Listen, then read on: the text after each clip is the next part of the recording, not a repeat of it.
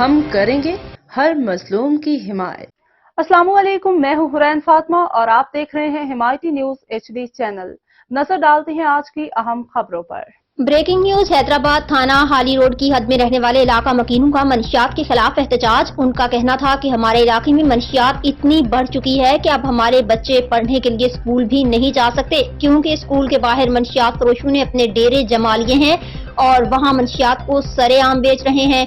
تھانہ ہالی روڈ کی حدود میں منشیات فروشوں کی بھرمار، IG سندھ کے احکامات ہوا میں اڑا دیے گئے۔ تھانہ ہالی روڈ کی حدود میں سب سے خطرناک نشہ بیچنے والوں کی بھرمار۔ ذرائع کے مطابق تھانہ ہالی روڈ کی حدود میں منشیات کا آزادانہ استعمال لوگوں کی جان لینے لگا۔ تھانہ ہالی روڈ کی حدود میں منشیات کا استعمال بچوں کے ساتھ ساتھ لیڈیز خواتین کی بڑی تعداد نے تھانہ ہالی روڈ کا رخ کر لیا۔ جگہ جگہ منشیات بیچنے والوں کی سرپرستی کرنے والا بدنام زمانہ بیٹر عمران گن اور احتشام نامی شخص نے منشیات سپلائی کمپنی B کلاس ایک بار پھر میدان عمل میں آ گئے۔ تھانہ ہالی روڈ کے SHO نے تھانہ ہالی روڈ کی حدود کو بدنام زمانہ منشیات فروشوں کے رحم و کرم پر چھوڑ دیا۔ لاکھوں روپے کے عوض تھانہ ہالی روڈ کی بولی لگانے والا منشیات فروش عمران بیگن اور احتشام نامی شخص میدان میں آ گیا۔ جگہ جگہ مین پوری، خطرناک نشہ، ہیروئن، آئس اور مختلف نشہ جگہ جگہ بیچنے لگے۔ ذرائع۔